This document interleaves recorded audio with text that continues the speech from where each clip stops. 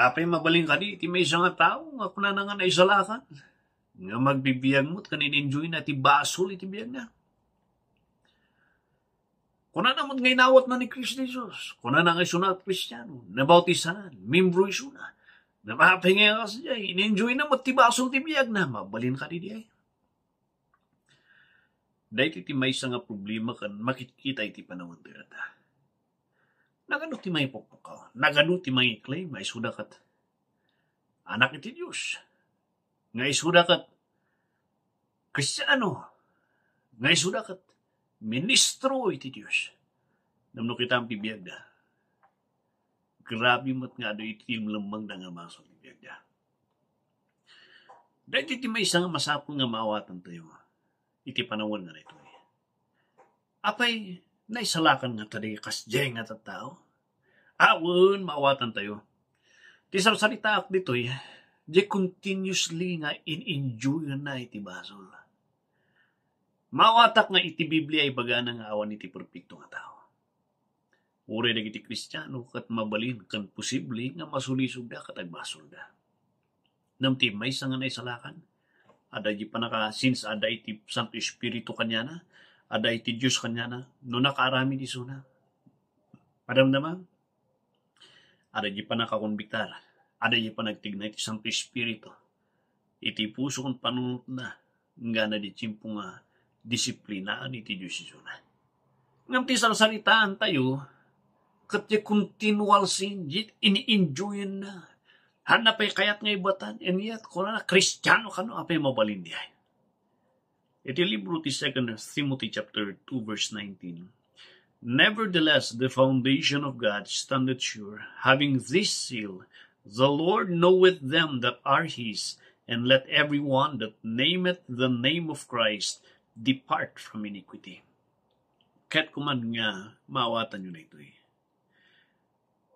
Kaya't kuman nga, laglagi po nyo dito na importante nga marka. Anya diyay. Kanda ito'y kinapudno, nga kaya't nga Apostol Pablo nga maawatan tayo, nga ni Apo, referring kini Jesus, amuna itibagi na. Amuna dagiti anak na. Amuna dagiti karnero na. Amuna dagiti insalaka na.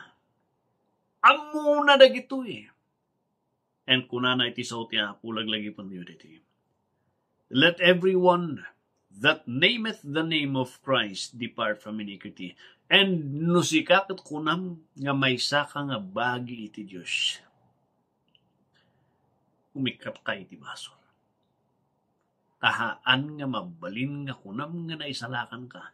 Nga bagi da ka nga karniro da ka nga anak da ka iti Diyos. Nga nagbalin nga slave da ka iti Diyos. Nagbalin da ka nga bagi ni Christ Jesus. Nga in-enjoy ang matibasol. Haan nga mabalin diya. Isuti ko na Apostol Pablo. Iti may sa nga naisalakan. Katada ti pangilasinan. Katada ti pangkitaan. Kitaan ti biyag mo. Agrugi dya chimpo ako na mga inawat mo ni Christ Jesus. Makita mo ka diti, kinadiferensya ti biyag mo hindi kang data. No makita mo nga awan, parihas matlaan, kahit nangasawan, handa ka nga bagay ti Diyos. Awan pa'y ti Diyos kanya. Haan ka nga pudpudno, nga nisalakan. Amo iti Diyos ti bagi na. Kan mailasin mo isuda, baba ni ti pudpudno, nga panagbabawi da, pudpudno nga pamati da, kan pudpudno nga nabalbaliwan, nga biyag, gapus ti presensya ti Santo Espiritu, kan presensya iti biyag ti Diyos, nga naitor kanya na, nga biyag, para tinangisalakan kanya na. Naimbang nga rabi ka na kayo. And I hope and I pray, no makitam ti bagim, nga ka nga naisalakan, kanhanda ka nga bagi ti Diyos. May salang tiwagas, tapno agbaling nga bagi da ka ti Diyos kaputpuno. That is, masunod ka ti sangwan ti Diyos. Awatan miso na nga manubot, kanimang isalakan mo. Ibawim ti basol mo, katibagamit ti Diyos, Apo Diyos. Nangug ko dito nga nabihim. nga amom dagiti pudpuno nga bagim. Ken dagiti anak mo nga dagito nga bagim, mailasin ti biag da. Ibagam ti sangwanan ni ti Diyos, ti makita mga estado ti biag mo. Apo Diyos. Makita nga hanak ka na balbaliwan. Hang kung makita, tinabalbaliwan nga biag. Maragragsakan na nga ang bibiyag ti paso. Pakawan na ka. Umay ka ti biag ko. Kat balbaliwan na. Agtrabaho ka ti biag mo. Tapno makita nga pudpud mo nga maginak. Itinaga ni Kristi Jesus kararag dito. Amen. Di ay tibagam di sama natin Diyos kadwa. Na yung bangarap